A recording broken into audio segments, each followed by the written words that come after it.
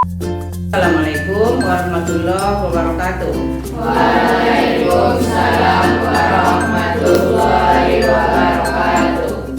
Bagaimana dengan kabar anak-anak ibu semua? Apakah masih eksis, masih semangat untuk melanjutkan pembelajaran ini? Sebelum kita melanjutkan pembelajaran kita pada hari ini, ada baiknya kita melafazkan basmalah.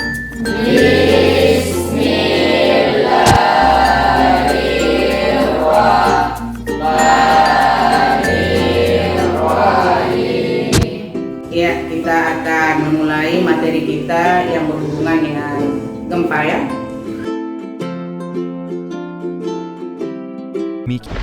Gempa bumi, wah!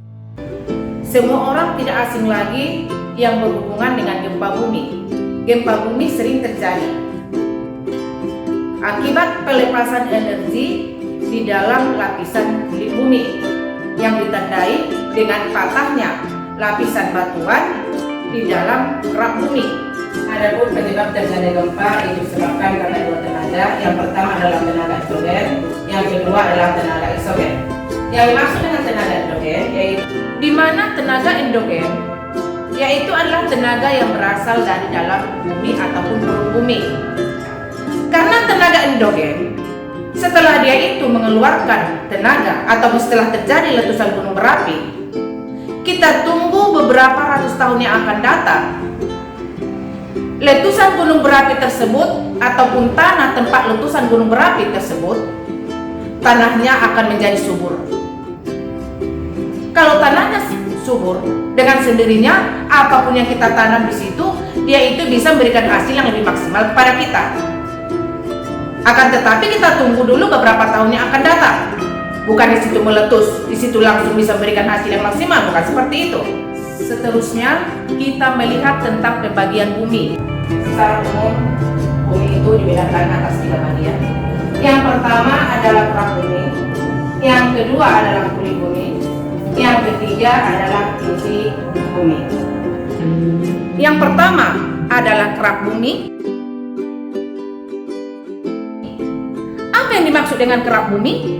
Kerak bumi itu adalah bumi yang sangat paling luar ataupun kita kenal dengan adanya batuan. Batuan-batuan yang sangat banyak, batuan-batuan yang sangat keras, itu yang dikatakan dengan kerak bumi. Sedangkan yang kedua adalah kulit bumi. Apa itu kulit bumi? Itulah merupakan tanah tempat pijaan kita. Itulah kulit bumi. Sedangkan yang ketiga adalah inti bumi. Apa itu inti bumi? Inti bumi itu adalah di mana inti bumi ini sering juga disebut dengan lahar, lava, dan magma. Lahar, lava, bahkan magma yang sangat panas yang tersimpan di dalam perut bumi. Seperti gambar berikut ini. Antara ketiga-tiganya ini mempunyai perbedaan dengan persamaan. Apa persamaannya? Persamaannya itu sama-sama tersimpan dalam perut bumi, sama-sama panas.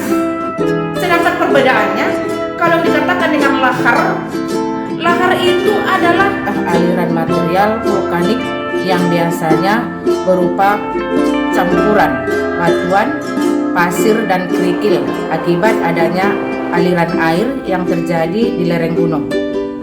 Sedangkan lava itu ada seperti kerikil-kerikil, ada seperti kerikil dia.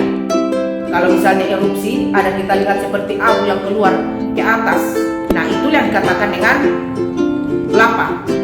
Sedangkan magma itu merupakan pecahan-pecahan batuan yang sangat besar. Itu yang kita kenal dengan namanya magma. Ya, magma itu pun suatu saat kalau gunung meletus, itu juga ikut keluar. Ya, ikut menimpa kita kalau misalnya kita itu ada di daerah letusan gunung berapi yang bersangkutan. Inilah yang saling beroperasi di dalam perut bumi, sehingga suatu saat inti bumi inilah yang akan mengeluarkan laharnya ataupun lavanya yang kita kenal dengan letusan gunung berapi. Berapa tadi? 3. Coba yang pertama kerak bumi, yang kedua kulit bumi, yang ketiga inti bumi. Nah, yang paling berbahaya yang mana? Inti bumi. Apa alasannya? Apa alasannya? Itulah yang harus kita waspadai. Karena apa?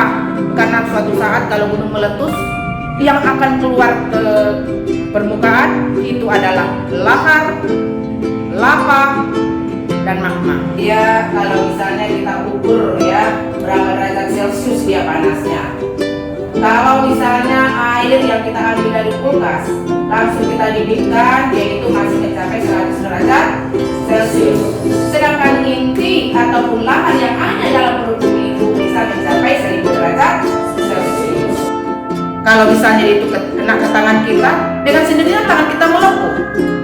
Apalagi dia inti bumi ataupun lahar bumi, jikalau gunung meletus, kena kepada kita, kena kepada tumbuh-tumbuhan, kena kepada hewan, dan lain-lain sebagainya.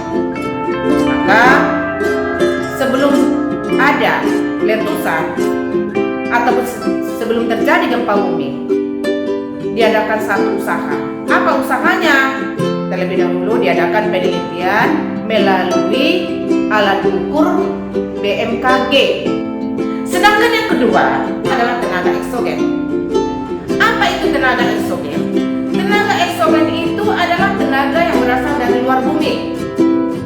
Apa contohnya? Contohnya ada 3. Yang pertama adalah banjir, yang kedua adalah tanah longsor, yang ketiga adalah erosi. Kalau misalnya kita perhatikan hutan yang gundul, apa sebabnya kalau misalnya dia itu hujan secara terus menerus? Kalau kita perhatikan, yang paling utama adalah daerah yang tidak ada pepohonannya. Satu hari aja hujan, yaitu langsung tergenang air ataupun banjir. Karena akar pohon ini berfungsi untuk menahan debit air. Sehingga kita perhatikan antara daerah pedesaan dengan daerah perkotaan.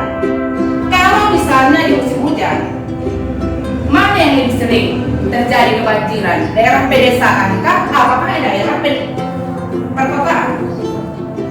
Ya, daerah perkotaan. Apa alasannya? Karena di daerah perkotaan itu sudah sering terjadi alih fungsi, ya, yang seharusnya hutan untuk melindungi daripada kebanjiran, tanah longsor, erosi, itu sudah dialihfungsikan untuk tempat pemukiman warga dan juga tempat kawasan industri.